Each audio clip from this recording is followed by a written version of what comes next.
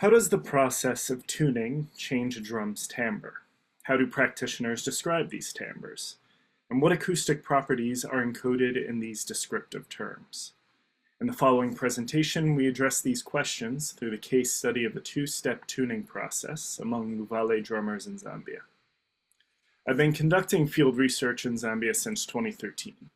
Although this has made me familiar with many aspects of Luvale drum culture, I lack the statistical analysis skills that this study requires. So before my last research trip, I explained to Lena the data I was hoping to collect. And I was immediately intrigued when Jason reached out to me. I'd been studying Timbre descriptors and using them in my own research, and here was an opportunity to share what I knew and also to explore new methods of analysis with a data set that is quite different from what I usually deal with.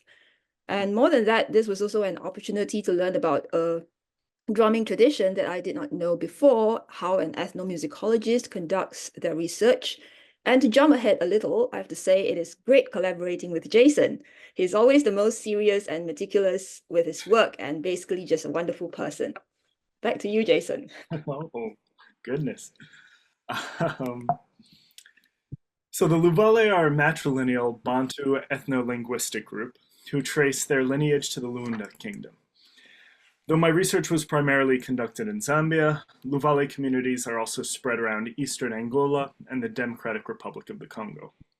They are closely related to the Chokwe, Luchazi, Mbunda, and a handful of other related tribes. Together, these groups are part of a relatively homogeneous regional culture spanning a large part of Central Africa. My main research sites are Zambezi, a Luvale stronghold, Lusaka, the capital, and other areas of high Luvale concentration, such as Mongu, Kabompo, Chikenge, Chinyingi, Chavuma, and Livingston. I've also spent time in other relevant areas, such as Kazombo, Angola. This table lists my primary teachers, their group names, and their home bases. Importantly, my work is overseen by the Likumbi Liamize Cultural Association, and during my most recent research trip, the University of Zambia. The LLMCA is appointed by the Luvale Royal Chieftainship to preserve, protect, and promote this shared traditional culture. Among other things, this regional cluster shares various components of its musical culture. Much of this music involves antiphonal singing atop a polyrhythmic percussion ensemble. This music is featured in initiation ceremonies, festivals, as accompaniment for spirit manifestation, in healing rituals, recreational settings, and in professional music scenarios. Let's listen to a quick example of Luvale percussion music.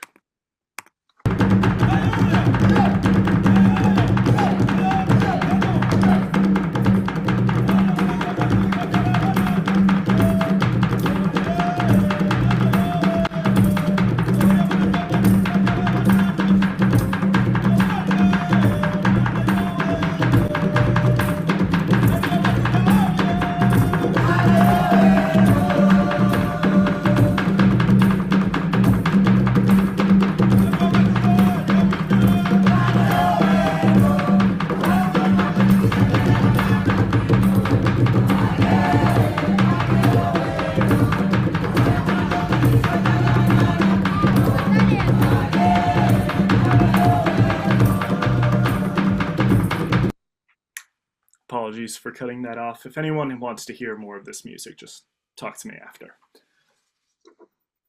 The setting and purpose of this music determines the instrumentation of the ensemble. Always present, however, are a phrasing referent or timeline instrument, a lead drum, and two supporting drums. Four of these drums, Shina, Ngoma Yakachi, Ngoma Yakusongo, and Ngoma Yakasumbi, are all essentially different-sized versions of the same single-headed, hand-struck, long, conical drum known throughout this region as ngoma. Unlike many drums from Eastern or Western Africa, which utilize ropes, the ngoma affixes its cowskin head to the wooden body through pegs.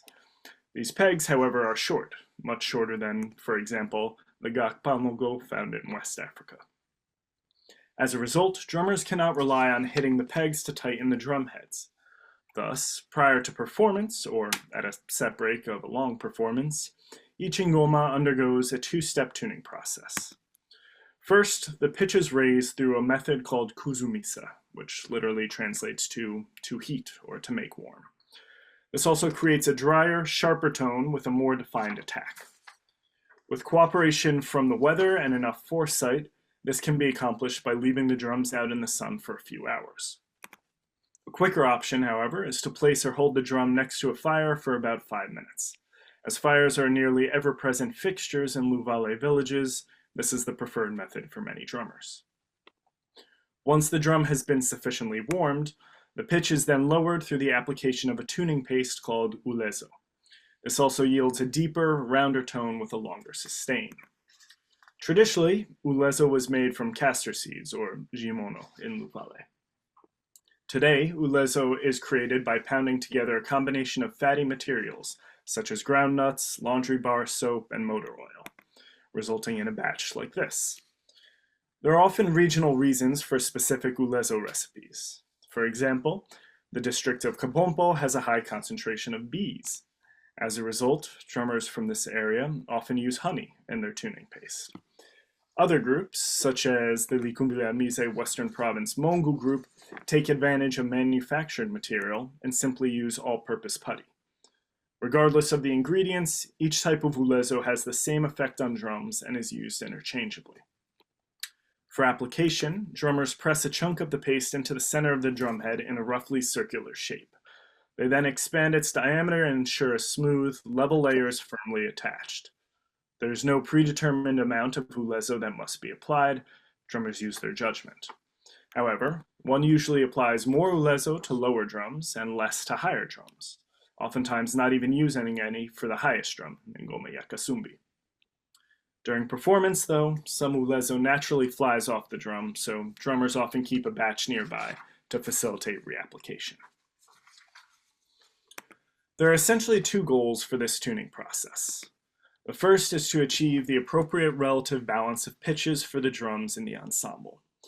In other words, the highest drum should indeed have the highest pitch, but there should not be too large of an interval between it and the next drum. The second goal is to adjust the drum's timbre. Here we are not just referring to the timbre of each drum, but also the timbral relationship between drums. For example, drummers may prefer for the middle drum to have a bright timbre, but not as bright as the highest drum. But what timbres do Luvale drummers hope to achieve from this tuning process? And what are the acoustic properties of these perceived timbres? These are the questions that drive this research. But as timbre scholars can attest, these questions are much easier asked than answered. This is because of timbre's unique nature as a perceptual quality influenced by multiple acoustic attributes. As MDS modeling and other studies in timbre research have shown, timbre is a complex set of auditory attributes that are fused together and work in tandem. Put another way, while rhythm is essentially dictated solely by event duration, and pitch is determined by fundamental frequency, the perception of timbre is influenced by spectral, temporal, and spectrotemporal attributes. For example, a sound's perceived noisy timbre may be influenced by a variety of factors, such as spectral crest, spectral flatness, and zero crossing rate. The perception of a single timbral characteristic results from the interplay of multiple acoustic attributes. Furthermore, perceptual processes selectively attune to these attributes. For example, spectral centroid may be instrumental in the perception of a bright timbre, but relatively irrelevant in the perception of a hollow timbre. We must therefore be sensitive to both of what Fales calls the acoustic and perceptual domains of timbre. Tracing all of this is further complicated by the fact that our timbral terminology, timbre descriptors, are incredibly culturally specific. So in this exploratory study, we attempt to list the acoustic attributes that are relevant to Luvale perception of emic timbre descriptors. When Luvale musicians talk about how the sound of drums change during the tuning process, they usually employ two terms, kukanguka and kumbumbula. Kukanguka means to dry out. It comes from the word kukanga, which means to cook in a dry pot over a fire. Both kukanguka and kukanga are frequently employed as descriptors for vocal timbre, labeling a voice as dried out, loud, and/or falsetto. Walmark has found that these types of descriptors, based on reference to aspects of matter, are common ways of discussing timbre. Kumbumbula is a verb that either means to produce the repeated mbu sound or to become slack. In this way, it describes timbre either through a sort of onomatopoetic action or, again, through reference to the material. Kufuna Joseph, one of the main translators I work with, translated kumbumbula as low or rumbly. In an interview, Kapalu Lizambo, one of the most well-respected performers in this larger cultural region, employed these terms when describing the tuning process. I read the English translation. Quote, "If a drum should be kumbumbula, we will get ulezo and apply it, or if it is too kumbumbula, take it and warm it by the fire. When you warm it, it will now come to a good sound, a good voice. Or if it is too kukanguka, now put ulezo, it comes to a good size." End quote. This is a clear statement of when ulezo and fire should be employed, and the timbres these tuning maneuvers move either towards or away from. This establishes the timbre descriptors of kumbumbula and kukanguka as a binary set existing on a spectrum, akin to timbral pairings in the West, like bright and dark or smooth and rough. On this spectrum, heat makes a drum's timbre more kukanguka, dried, loud, tight, and tuning paste makes a drum's timbre more kumbumbula, slack, rumbly, low, capable of sounding mbu. In another interview, Kapalu once again explicitly tied ulezo tuning paste to the kumbumbula timbre. Quote, "We apply ulezo so that the drum's kumbumbula." Lore Sapato, a powerful drummer, dancer, and one of Kapalu's protégés, tied heat to the kukanguka timbre in a similar manner. Again, I read the English translation. Quote, "If that drum is too kumbumbula, we will put it to the fire there. It pulls that heat there, that skin, it's hardening a bit. Strike it and it sounds like ndi, ndi, ndi, ndi. That's it. It is kukanguka." Statements like these demonstrate the processes for achieving specific timbres and how those timbres are amicably conceptualized. Oops. They do not, however, reveal information on the acoustic domain of these timbres. So in the remainder of this presentation, we will discuss how this study attempts to map acoustic attributes to emic terminology. We hope to explain what it sonically means for a drum to have a timbre that is perceived as kukanguka, dry, or kumbumbula, rumbly.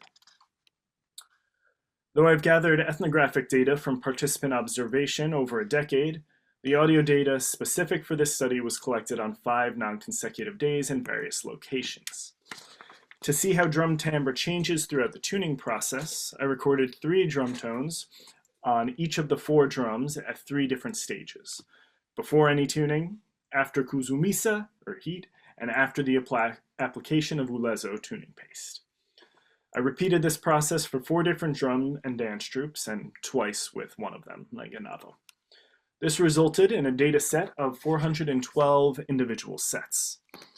Let's listen to an example of each stroke on each drum at each stage of the tuning process. So first we'll hear the open strokes of Sheena, the lead drum, the lowest drum. You'll hear it before, then after heat, and then after ulezo. They're quick, heads up.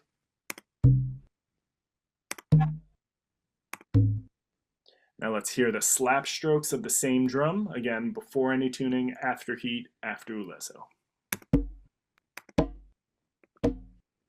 And the bass strokes.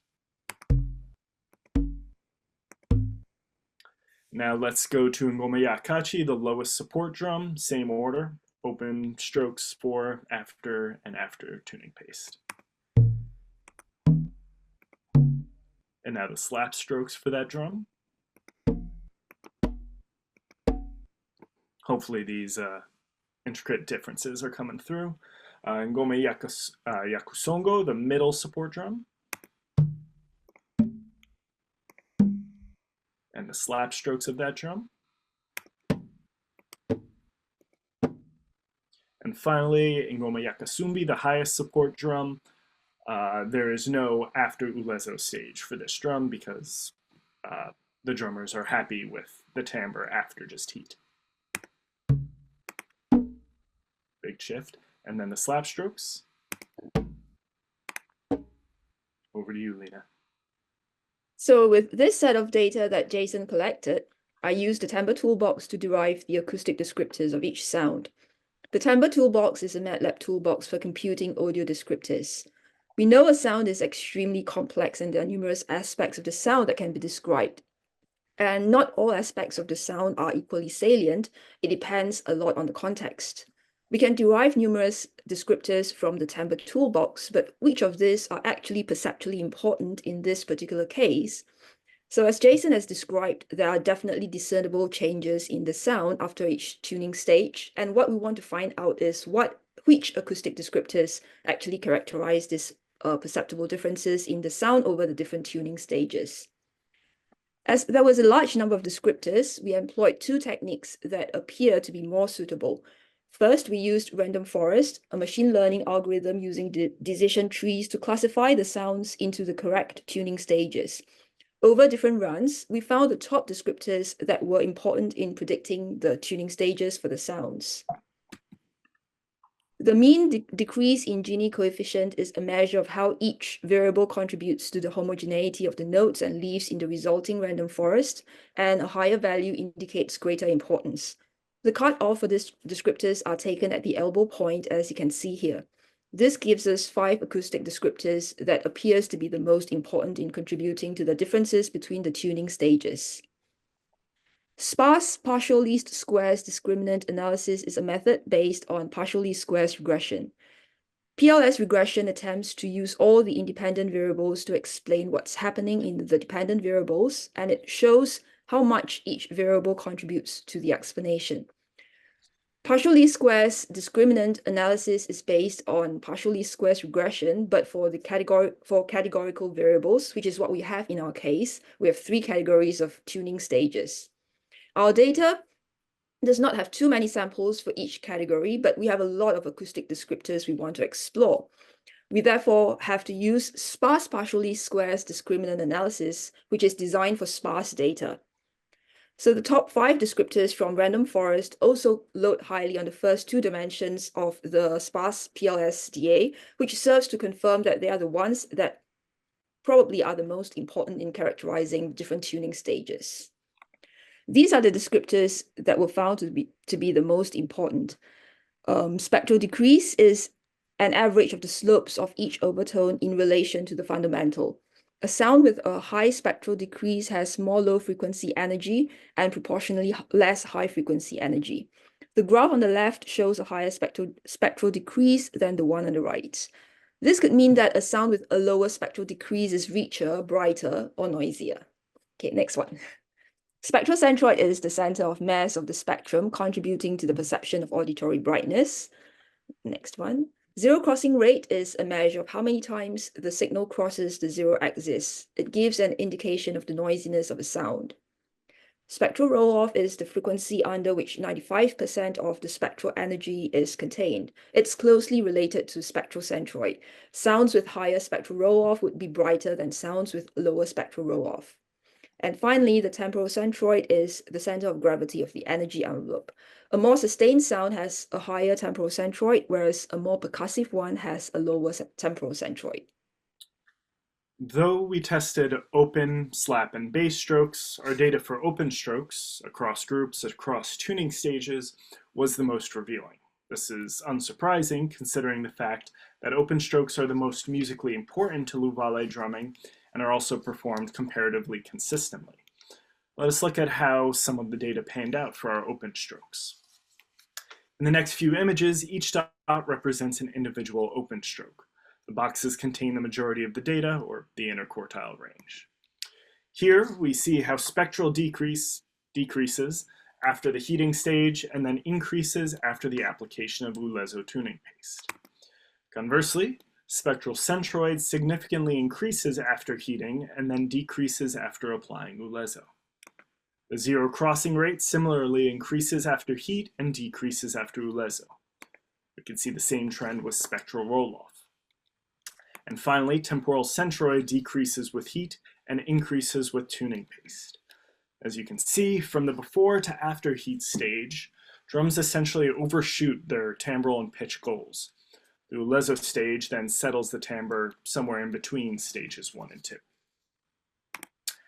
Taken together, this slide shows how the acoustic descriptors change during the tuning process.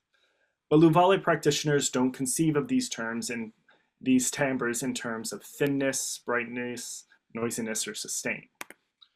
When spectral decrease and temporal centroid decrease, while spectral centroid, zero crossing rate, and spectral roll-off increase, Luvale drummers perceive a dried out, tight, and loud timbre encapsulated in the word kukanguka. This quality can be achieved through the process of kuzumlisa.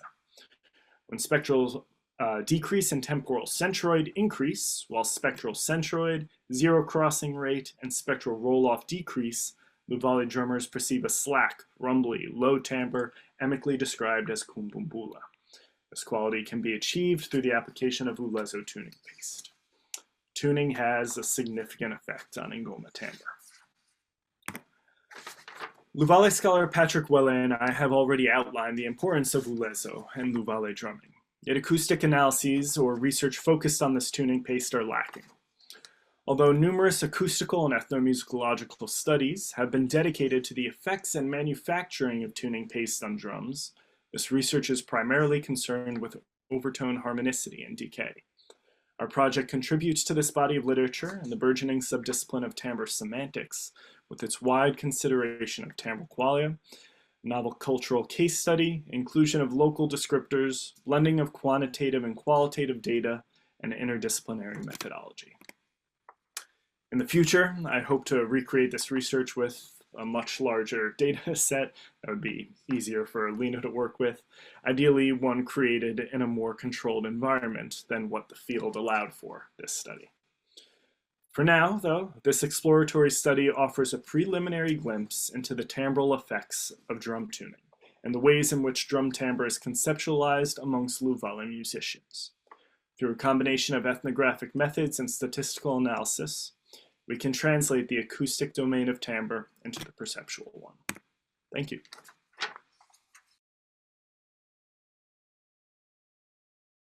So our project is real-time timbral analysis for musical and visual augmentation. So we received the grant of collaborative student project, and we started building this project since almost 1 year now. So I'm studying in master in music composition at the University of Montreal, and my research interests are in audiovisual system for live performance. So I try to find some ways to assign some audio signal processings to visual generative visual. Martin Daigle is in a doctorate program in contemporary classical performance, and he focuses on percussion performance with the use of various sensors and electronics to augment the acoustic instrument. We work with another collaborator who is Emmanuel Lacopo. He's a guitarist, and he works a lot with electronics, and he's interested in implant the electric guitar in the context of contemporary classic. Recently, he's been really busy because he passed his doctorate thesis. So we started to work together at the beginning of the project a lot, but recently he was really busy. So, but it's a thing we want to continue after. So our goals in this project is, for the first, use machine learning tools to expand audiovisual interaction between musician and digital artists. By digital artists, we mean some visual interaction or even gesture recognition with the use of Kinect, for example. The second goal is to create real-time interactions for composition and improvisation. So Martin have developed also tools for audio signal processing in real time that triggers itself some sounds based on the corpus he played in real time with the drum kit. And our third goal is to engage in interaction with the recursive processing of the musician's performance and the visual. So really want to try to challenge the musician as if he can like start to play with the image, and that it could be a recursive system, like both are influenced by each other. So that's why we use machine learning to take some audio descriptors taken from the audio which is playing by the musicians, and that will trigger some visuals interaction with it, and then the musician can inspire his own play with the visual and the interaction. So for the tools, we used Flucoma, which is a fluid corpus manipulation. It's like a toolkit which proposes new ways of sound analysis for the purpose of music creation and signal processing. We especially worked with SP tools. It's also a toolkit developed by Rodrigo Constanzo that use the Flucoma. And this is it's a huge toolkit for essentially it began for the drummer, because Rodrigo is a drummer, but it expanded a lot. And so now musicians are also using SP tools to create some interactive performances with it. We use also MaxMSP because the SP tools are integrated. They have been developed in MaxMSP by Rodrigo. For the visual, we use Touch Designer, and then a drum kit, which with his own signal processing, which is in Max MSP2, and electronic guitars and pedals. So it's a quite of a big setup. It took a little time to settle in, but it is going somewhere for sure. So what is SP tools? What's really good in it? It's very low latency. It's extremely powerful. It's especially made for real-time performance, and as I say, it's not only for drummers. MaxMSP. So we use a MaxMSP patch which integrates with the SP tools that take the input sound like of the drum kits Martin is playing. The SP tools generate some real-time descriptors. So we have the loudness, the centroid, which is the center of mass of the spectrum. The flatness is the noisiness of the sound, the pitch, and we also have information of the derivations and confidence. We use, so as I say, MaxMSP patch for audio processing and Touch Designer patch for video processing.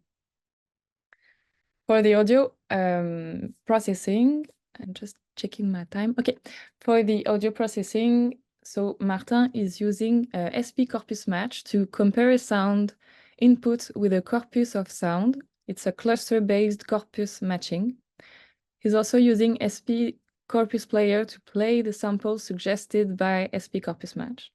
The ability to use the sample amplitude of the real-time amplitude to control the volume, and SP corpus create to analyze 20 samples folder that Martin has taken from Adobe, which is a free bank, free to use. I don't know how to.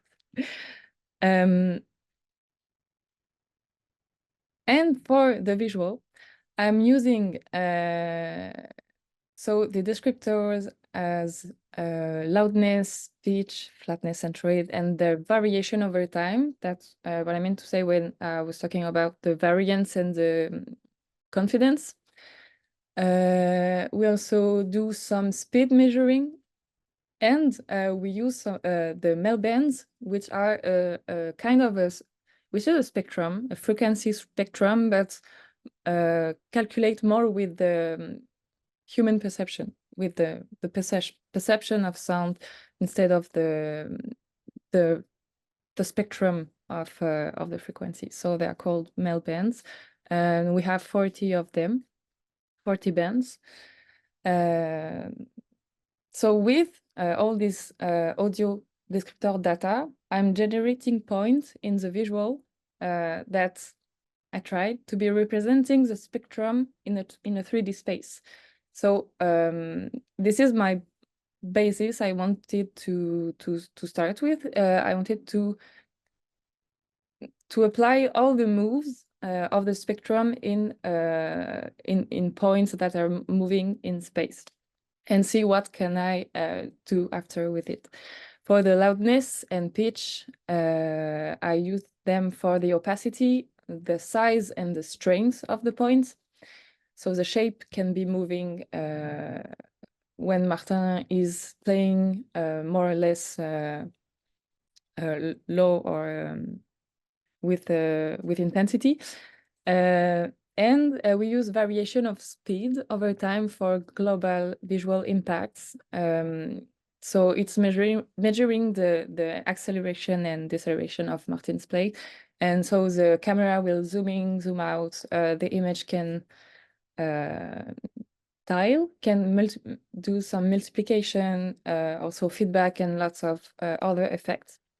And we use centroid and loudness variants for changing other visual parameters.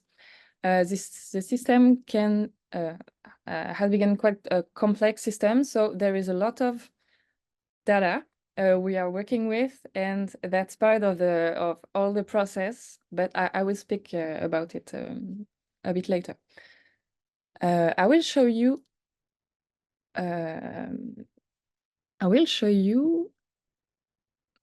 The max patch, a little demo of the max patch.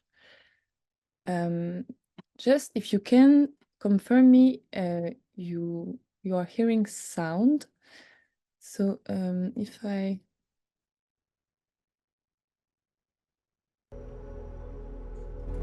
are you hearing some sound? Yeah. Okay. Super. So I've preloaded some sound which is very near from what Emmanuel is playing with his guitar and his pedals. So it's like ambient kind, but he have lots of control over these pedals, and you can really switch in terms of spectrum content. So it could be more or less noisy, or with more or less distortion. And we also it's part of a future thing we want to do. It's to take the clean signal and to play with the dry and wet between the clean signal of the notes he's playing and the ambient and all the effect, the wet effects. But for now, it's only what it's processed from his pedals. For the drum, I've also preloaded some drum loops.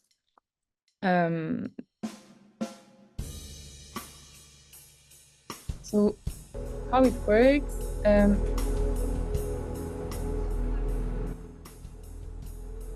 so the signal is, each instrument have their own rack of effects. So we start with the guitar here. All those things we take so as I said, the loudness, centroid, flatness, and pitch. We have some controls over the variation over time of the loudness and centroid in a way that we can measure the variance of it, how much it has changed, and then apply it to some variation in the effects of the visual. We also do some speed measuring, like the signal is coming through here, and we have some measuring of the variation of speed. We also have the Melband spectrum, and we also have some coefficients, the MFCC coefficients. Those are here to, in fact, they are used to calculate the Melband. So Rodrigo call them like to be abstractly in a way of abstract, really interesting to be mapped on some things. So I call them coefficiently probably. And then we have the drum section, which is the exact same section of data. So these data are sent with OSC, and they are sent into Touch Designer. Oh. If I open now Touch Designer, so how, I'm sorry, okay, the patch is messy, but it's a work in progress. So I will try to do my best to be most clear as possible. So we have a section for the data entry of the guitar. We have a section for the data entry of the drum. We also have each one their male bands. So I'm using the male bands, which are coming in here, to synthesize into RGB values. Those RGB values are coming into, it's like a map. I forgot to send the OSC up. Okay. So the spectrum is converted into RGB values, and those RGB values are, with instancing method, are translating into space. And then we use all the parameters, so as a descriptors, like pitch, loudness, flatness, and the variation over time, to directly do some change in the visual mappings, but it's the moving of the points are the resulting spectrum. But obviously it's an interpretation, but all the movements of the data are coming from the audio descriptors, and the points and which way they move in the space. All those moves are not automatic. They are really moving with the bands of the male bands spectrum. So this is for the patch. So for now we have the drum and the guitar that are playing.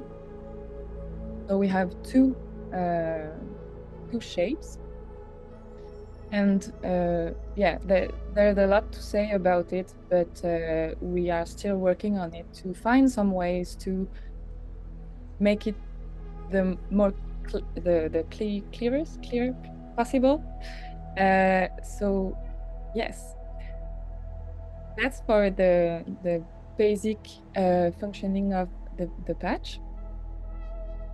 I think I can now show you some video, some video demos.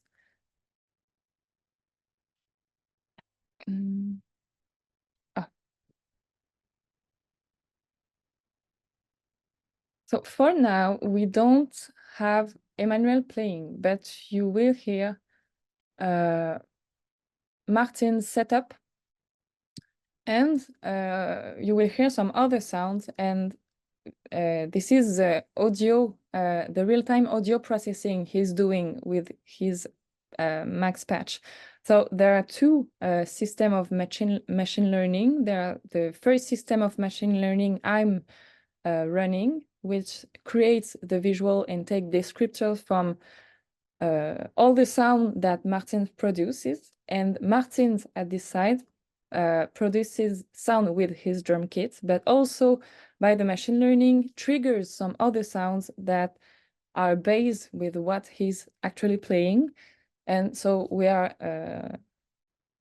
drowned in this artificial world, but it's really interesting. It started to become really interesting. So I will show you some videos about it. You hear the sound? Yes.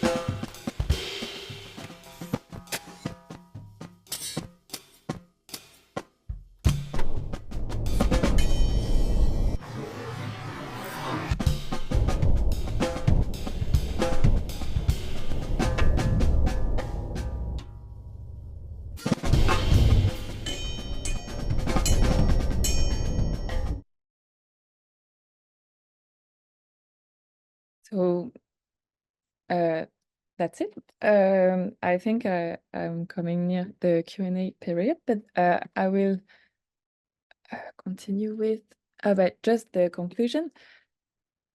We really want to continue this project because yeah, we had a lot of delayed projects. We couldn't do all the work we wanted to do this year, but we are continuing the project together, and we want to take it really further and try maybe doing, not try, but we are applying for residencies. Yeah, another goal is to eventually finalize our patches and make them accessible, because we really want to create some tool that we can propose to other musicians.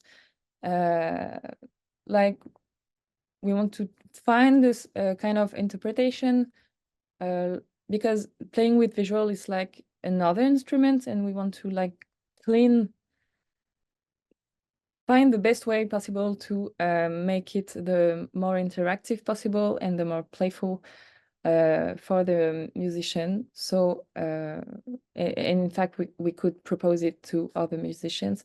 We also want to take intensive week that we can convoke other musicians and let them play with it, and just to take some notes to find what they find attractive in it, and what they want to see, what they don't want to see when they are playing, just to recollect some information to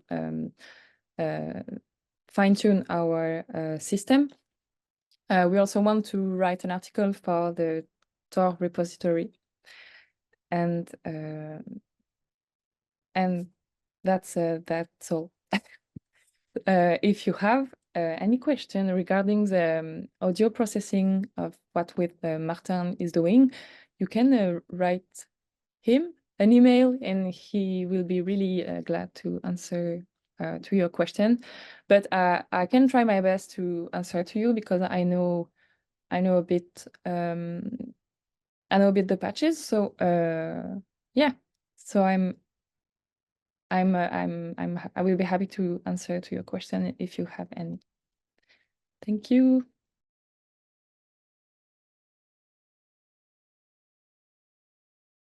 Sure. Hello. It's good to see everybody. Thanks for being here. I know it's a pretty busy time of the year as well. It's nice to see, though, it seems that we're kind of talking about a lot of the similar things. There's a lot of percussion talk, which is also what we're working on. But our talk's a little bit different from what's been happening as well. So yeah, as the introduction said, I'm Jeremy Tatar. I'm a PhD candidate in music theory at McGill, and kind of coming toward the end of my program. I'm Victor, originally from Montreal, McGill. Now I'm at the UDK in Berlin, doing a master's in sound studies and sonic arts. So today we're going to be talking to you about footwork, which is a style of dance music that developed in Chicago in the 1990s. And so for the 20-ish minutes that we have together today, we're going to begin by talking briefly about the goals and the aims of this project, and also the goals and the aims of this kind of collaboration as well. We're aiming for something quite sort of self-reflective and self-conscious in this collaboration as well. And then we're going to spend maybe like 9 minutes each speaking about our respective practices and what we've been working on for this project. So we want to emphasize that this is very much a work in progress, and we're using this project as an opportunity to explore not just this particular style of music, which we both hold quite close to our heart, but also, you know, timbre's role within this music. But then kind of like zooming out, we're also taking this as an opportunity to experiment with the nature of collaboration itself, as we just mentioned, and taking the time to consider some larger issues, perhaps around the ethics of analysis, and particularly the analysis of Black creative practices in largely white academic spaces.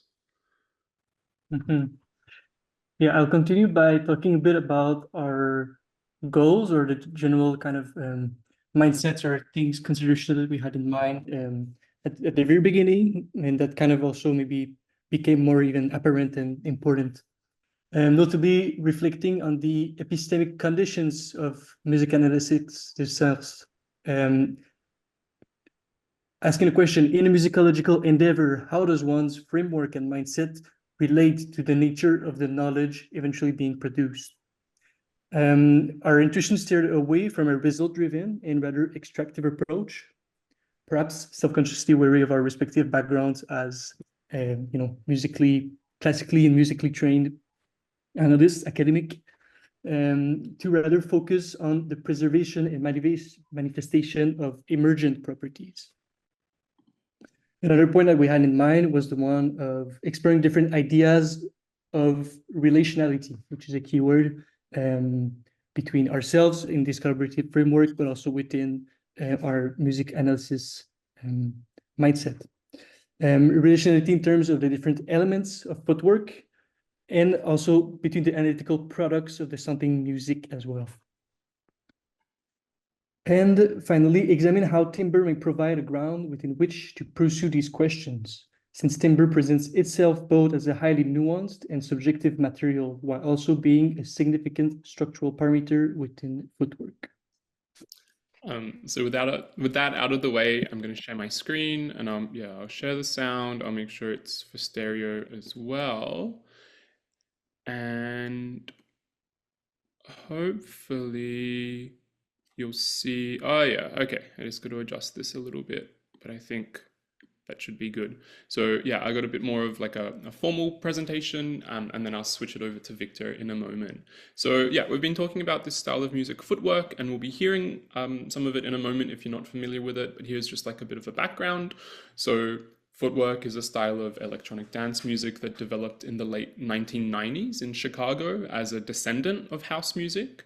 And two features are mentioned in almost every discussion of the music and its attendant dance culture as well. And it's very much like a music, but it's a dance practice as well. And so there's two things. Well, first, 160 BPM is the like de rigueur tempo of most production work in this genre, or you might think of it as 80 BPM at halftime, but really like 160 is the number that comes up again and again, which is quite a fast tempo. The second thing that's always mentioned, or almost always mentioned, is Bangs and Works Volume 1, which was a compilation released by the UK record label Planet Mu. And the release of this compilation is understood as a real turning point in the international recognition of the footwork scene. Until that point, it had been a hyper-local Chicago phenomenon, and this compilation, which is from a British label, really brought it to international attention.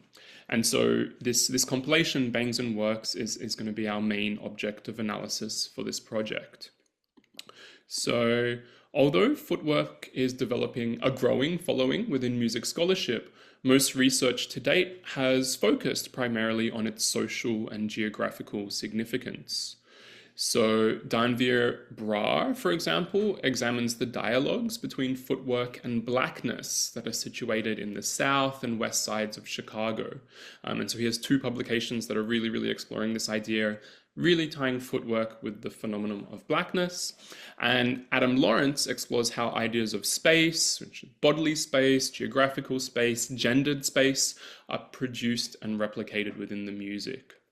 And then in a similar vein, Lobley, he uses the growth and international spread of footwork as a case study for how the internet has accelerated the development of musical scenes that have these distinctive hyper-local origins.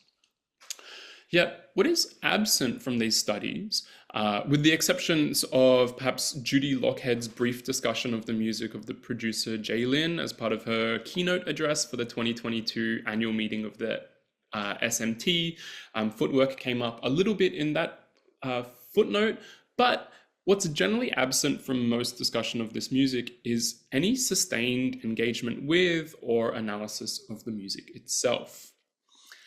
And in part, we believe this is a symptom of what Megan Lavengood has recently described as academic music theory's relative inattentiveness to electronic dance music, as well as a certain opacity of the music itself, which appears to resist conventional scripts and forms. So here Levengood's talking about the kind of peculiar status that EDM has in mainstream music theory. Levengood also makes a pointed criticism about the focus of pitch that nonetheless still dominates timbral analyses. And she notes that percussion timbre is largely passed over in these analyses despite the central role in popular music and especially in EDM. Although, yeah, you know, we're really enthused. There's lots of talking about percussion happening today. So yeah, that's super exciting. So one example of this approach, which kind of highlights the challenges of the music to the listener, but then proceeds no further, is this account from Alexis Petridis, who works for The Guardian. And so as Petridis charts how Chicago's rich and very queer house music traditions eventually morphed into footwork, he notes that house music's 4-to-the-floor thud was removed in favor of stuttering beats so scattered it's occasionally hard to work out what the rhythm actually is. A state of affairs further muddied by immense bass lines that appear, then disappear, then reappear again, apparently at random, and by the looped bursts of lo-fi sampled, distorted vocals. So we see these formulations like muddied, apparently at random, hard to work out what the rhythm is, and how Petridis effectively kind of closes off the music from deeper scrutiny. All right, so to perhaps get this music in our ears and to understand a little bit more why this is a common rhetorical approach, I'm now going to play an excerpt from the track 2020 by DJ Spin, and this was released on Bangs & Works. So hopefully it works.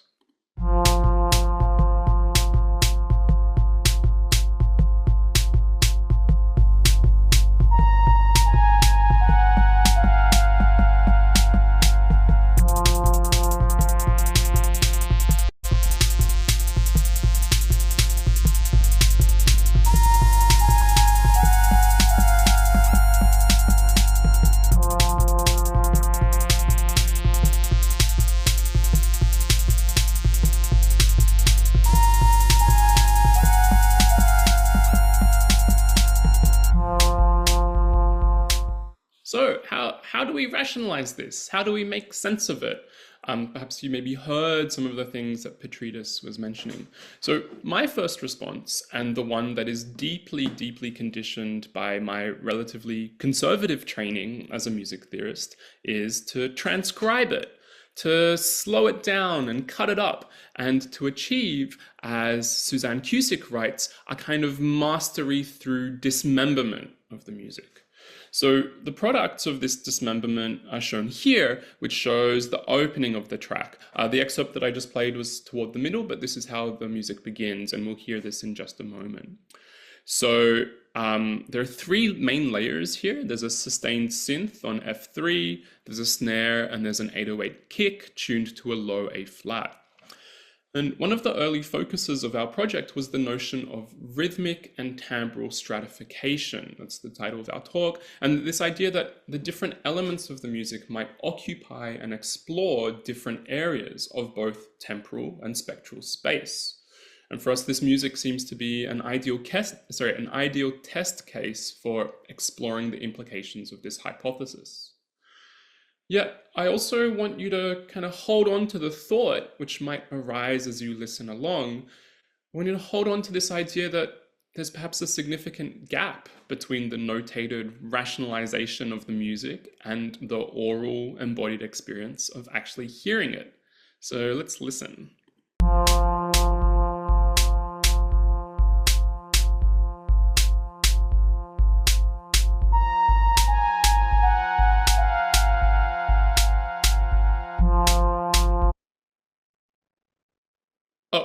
Yeah, that was meant to happen, sorry. So that was just the beginning. We'll get a chance to hear that again.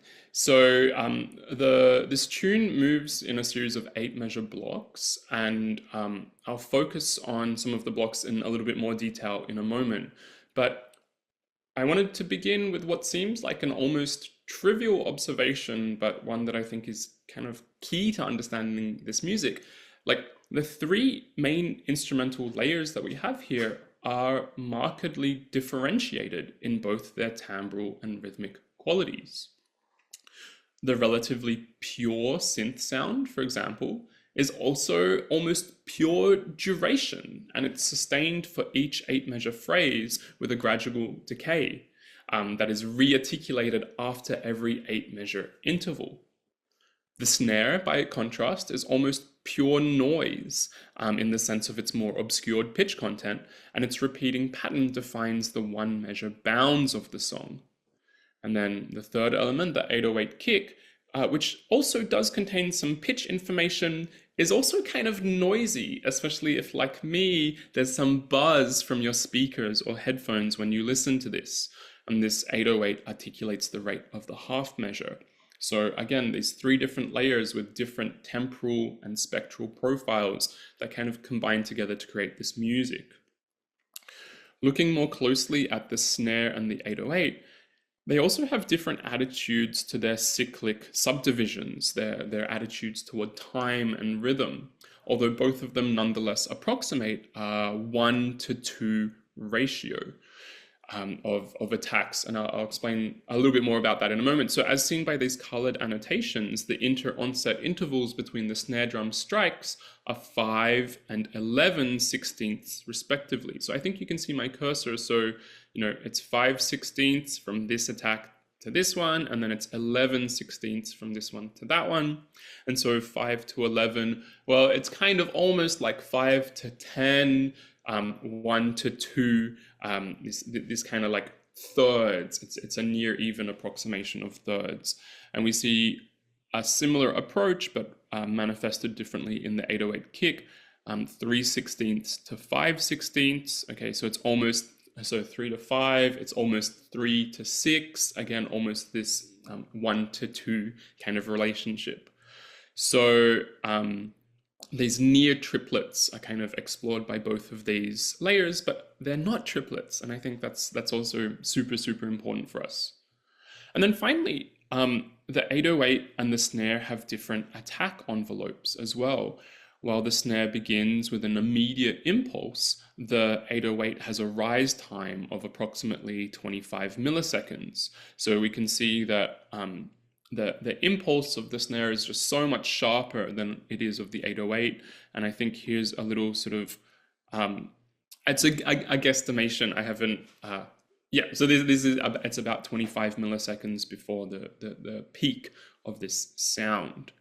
So we're going to listen again to this excerpt, and it's going to play for a little bit longer. And I want you to keep these ideas in your mind. And I want you to also sort of play around as you listen to the aspects of threeness that emerge from these different elements.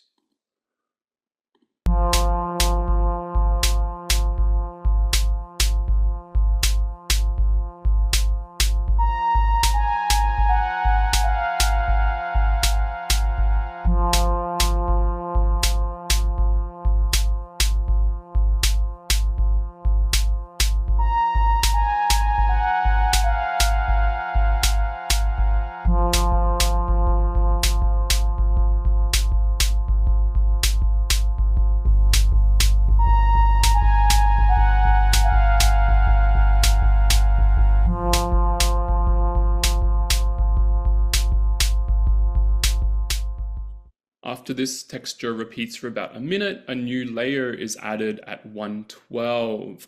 And these are the fluttering hi-hats that we heard in the first example that I played. So let's just check on those.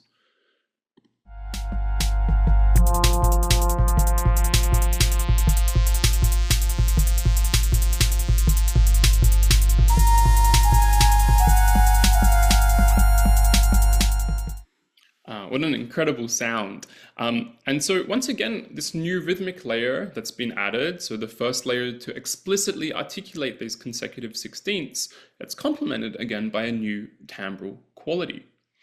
What is more, however, the sixteenths of the hi-hat are actually swung, whereas the sixteenths in almost every other instrumental layer are not.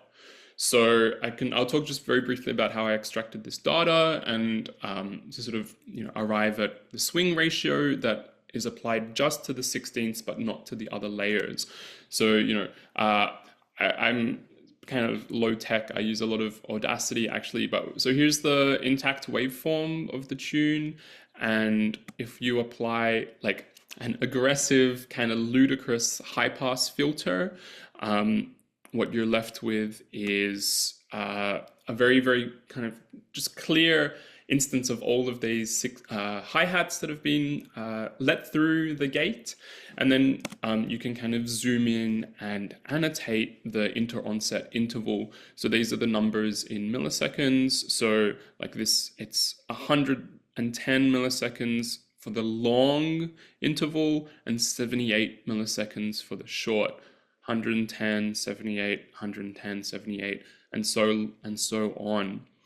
And so what we end up with is this 16th swing in this kind of proportion. And if you're familiar with the work of Fernando Benedon, he talks about what's called like a beat-upbeat ratio, or perhaps that's not the most accurate for this because they're not exactly beats and upbeats, but they're divisions of the beats. Nonetheless, that gives us a beat-upbeat ratio value of 1.41, or in other words, the longer 16th occupies about 58.5% of each eighth note.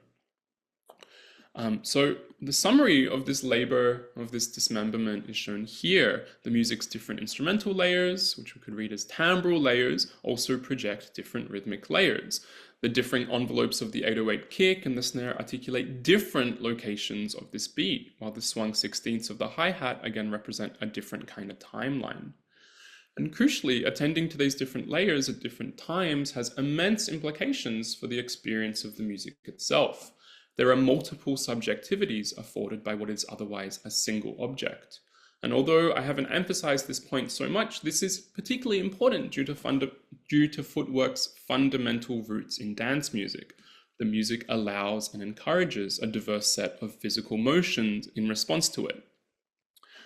But upon doing this kind of work, I'm also struck by a sort of niggling doubt about the nature of this analysis, which is best encapsulated by this passage from a recent dissertation by Toru Momi. When music theorists engage in analysis, questions surrounding the ethics of accessibility are rarely asked. Music theorists trained in Canadian and American graduate programs have internalized a desire to exert control over their own listening, wielding analytical tools to subjugate, gain authority, and claim interpretive ownership over the musical object. If we find a musical phenomenon aesthetically interesting, perhaps due to its idiosyncratic qualities or departure from genre-based conventions, we take for granted that our primary objective should be to deploy music analytical tools as ways to explain how and why we respond to the music in such a way. And this is what I'm feeling acutely, and I find myself falling precisely into the patterns of thought that Momi's work criticizes. And so I've turned to collaboration as a means of exploring alternatives, as a way of thinking how else to approach this. So that's my end. Thanks, Jeremy. So I will follow by sharing my screen. Let's do desktop.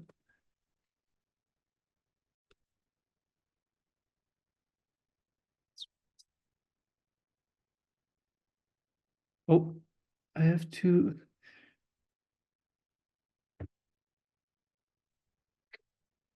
Okay. Can you see my screen? Yeah, good, super. All right, so I'm gonna start by actually, yeah. So I'm gonna start taking from this part from Jeremy. I'm gonna talk sort of into halves. First, more philosophical, speculative, and towards a more pragmatic and technocratic. I kind of gonna oscillate between both. But I wish to read this text, short text, with you before to sort of maybe announce and analyze our own process and or announce my general mindset for this, coming from a more artistic background and then taking onto a musicological approach. And what does it mean? So I wish to read this text. In his book, Sonic Warfare, Sound, Affect, and the Ecology of Fear, writer and producer Steve Goodman, also known as Code 9, presents the notion of the unsound. The concept relates to both the peripheries of auditory perception and the unactualized nexus of rhythms and frequencies within audible bandwidths. In his book, Goodman mostly borrows Alfred Whitehead's notion of the nexus, which can be understood in what makes up the relationship between interactive actual entities. In Whitehead's view, an actual entity may take the form of any living organism or material bodies. For Goodman, to include this plural notion of the nexus leaves much room to the potentiality of sonic manifestations of all sorts, whether of the past or future, audible or not. In a similar way, the sum of the competing timbral components or actual entities in the footwork spacetime may be thought as a nexus of its own. It is as if the resulting timbre presented itself as a residual material arising from the reactive collisions between the high-impact synthesized blast and shrieking tones. The nexus cannot be discovered nor uncovered. It is to be hypothesized.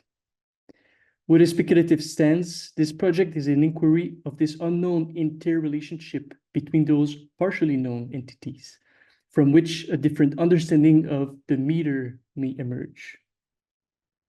I wish to iterate, to borrow a digital methodology through the aid of the modern supercomputer is not to be perceived as a preaching of numerical supremacy, but more so out of interest to keep away from cognitive science and the study of perception, and rather strive towards a mathematical, although not superior, primalism of meter. So this text, I hope, lays a bit of the general kind of framework in which I'm coming to this project, and maybe contextualize the upcoming quite technocratic and very data-oriented part. So talking with Jeremy about these notions of of meter, and I was interested specifically in the relationality of meter. Is there a way to bring about what could constitute meter in a different way, instead of being to like extract it from as we can do often, and sort of maybe find, like I said, see it as a more emergent aspect, for which this was tightly related to an algorithm that is part of the Foucault package that Pauline nicely introduced, notably the non-matrix factorization algorithm, which has been around since, mostly used since early 2000s for different purposes. And in short, it is an iterative unsupervised algorithm that decomposes a non-negative, positive only, data set into relevant features. And in short, the use cases are quite a lot prevalent today. Medical imaging, facial recognition, recommender system, speech denoising, music mixing or decomposition. And it has some key attributes that tie with my, will tie to our conceptual framework regarding to the nexus of timbre framework. It is unsupervised and automatic, thus autonomous, and does not require an additional data set. This I find particularly compelling from a perspective of limiting my preconceived notions and limitations and biases as an analyst or a human in a way. So it's not so much to say that it's, again, it's further away from the perception science, or like my own perceptions, so to say. So this I find compelling in its potentiality for a more kind of plural output, or resulting reconstruction is additive. In other words, no information or energy is lost. So what that means in more practical terms is any data that is being decomposed in different components, once added back together, they will sum up to one.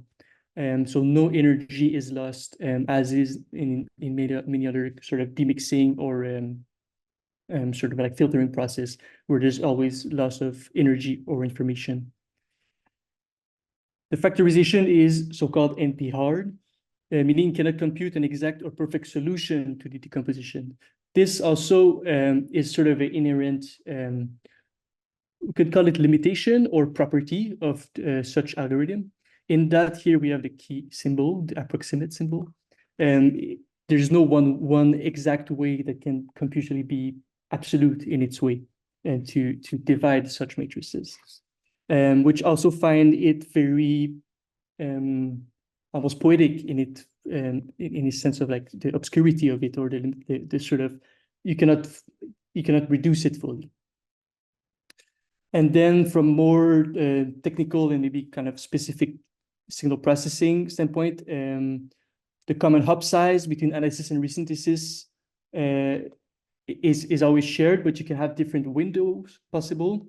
So you can really kind of tune your way to decompose more to the material and the way to resynthesis, which is quite good actually, depending if you work with more like tonal, longer things that you want to work on, or more like small time-based transient stuff.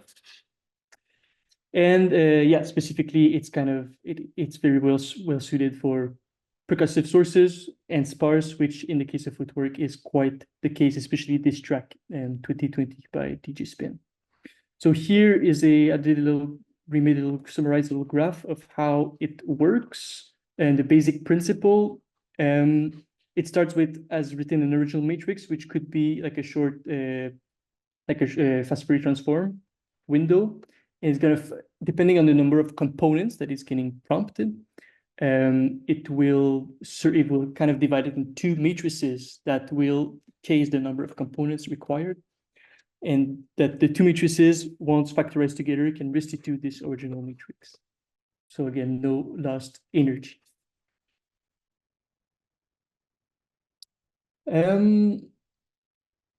Yes, so here I did use buff NMF. Again, the notion of the meter here is important because I'm very interested in a way to bring about this meter relationship, or what we call as a meter, that is sort of a more like a bottom-up backdoor way to do so, and for which I wish not to skip over information within the data itself of the track, and to really have it derived from itself in a way. Hence the unsupervised aspect, that there's no like preconceived data set of what's a kick drum, what's a hi-hat, feeding some specific samples or data set. So that's something that's very kind of appealing, even conceptually, from the way that the algorithm behaves. Here is a little screenshots of some of the audio we heard and saw transcribed by Jeremy. So for instance, here is, as we are very familiar with, spectrograms, 1 per spectrogram. So this is like 1.8 seconds of that we often see in Timbral. I mean, all types of analysis, but Timbral analysis, it's often a used transcription method. And then you can see, once prompted by Fukuma, how it looks separated into 8 components in this case, which was done with the Recoma, which is just a ported version with Lua for Reaper, which is nice, by James Bradbury of the Fukuma team. So it's a bit more convenient to work with than within Maximus P. You can adjust your parameters, decompose, and get files like this, which is quite convenient. And here you can see the components of the same 1.8 second bits. You may see that there's some empty stems. This is actually like the snare stem. So it's before and it's coming after, but right now it's replaced by the clap in this musical section.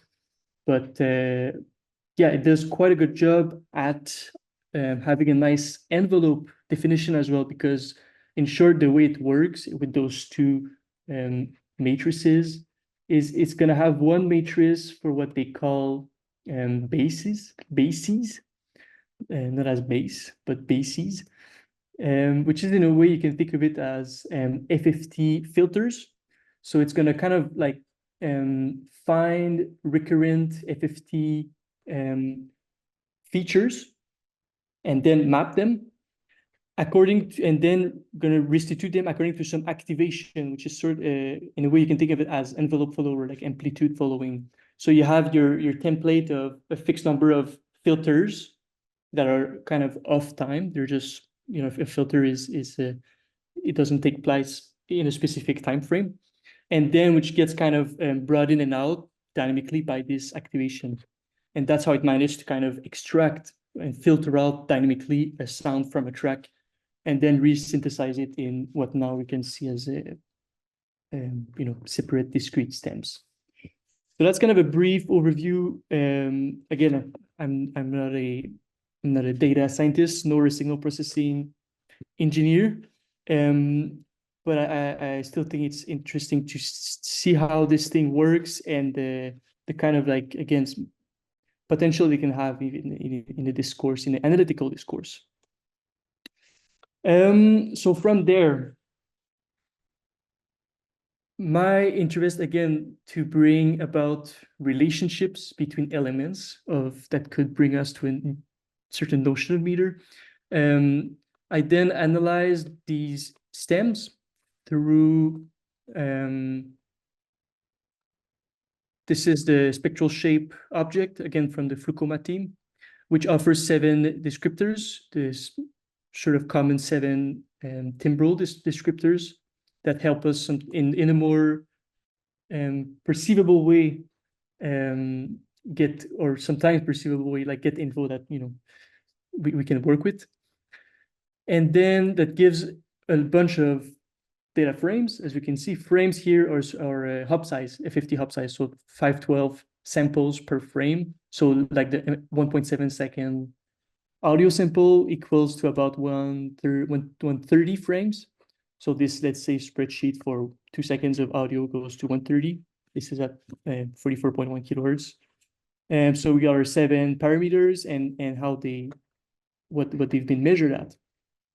And then I've been learning more text-based programming, Python, specifically for this purpose of finding new ways to find points of either correlation or relationship between elements that I could not find within Flucoma. Flucoma has a lot of like dimension scaling or dimension shrinking, like with the UMAP, and things that are super useful for visualizing, but often work in more sort of like one-shot transient type of way. Whereas here I work with bars of music in which it's not the sample that is isolated. The bar of music has the meter properties as part of it. And that's what I kind of want to explore or bring about. And how will this take shape is to be also explored, both in conceptual and technical matter, hence the Python sort of rabbit hole that I've been going in. So here is maybe, this beautiful as in colorful graph that came up. This is a specific Python algorithm that correlates for a single instrument. So if we look at a specific, like one stem of instrument, so within one stem, it can look at how it correlates to itself across those parameters across time. So it may seem a bit complicated, and it's also hard to just read it. It's quite noisy in this regard right now and has little to no yields little to no information right now. But we can see that the straight line in the middle just means that this is when the frame compares itself with itself. So of course it has a correlation of 1 on the left, and the frame here is, as I told you, it's like the 129 frames. So it's each frame compared one instrument compared with itself across time. How does it correlate? Which is towards a very, very rudimental and sort of unidimensional, not in the maybe 3D sense, but in the component sense that it's one component at a time. But it's towards a notion of a relationship, timbral relationship of itself being expressed now through some visualization tools. And this sort of is kind of the first step of maybe where I want to go now and where I hope, but still in a hypothetical matter, hope to go, or with openness in this regard, is ways to compare or express such relationality between elements, between components or instruments. And then furthermore, within this Banks and Works ontology, a track within another track. So you'd say we could have those 2 seconds bars of music of one track with 8 components, but we could have many tracks with those 8 bars of music, 8 components being compared against one another. And I'm hoping or imagining a way that could this timbre, this sort of meter nexus, again, to bring back this term, could be expressed in perhaps in some graphical way that I don't even know what it's gonna bring about, or what it's really about, that we can extract from these graphs. Maybe it's gonna be really uninteresting noise at the end, a bit like we have right now. But I do maybe hope or need to go through the experimental steps of trying it out to see if there is a way we could correlate timbre in space, in footwork, that could kind of have a more emergent look on meter in footwork music. So yeah, I think I'm gonna end it here for what yeah. And let me know if you have any questions, technical, somewhat, or not, Jeremy or I. Yeah, thank you.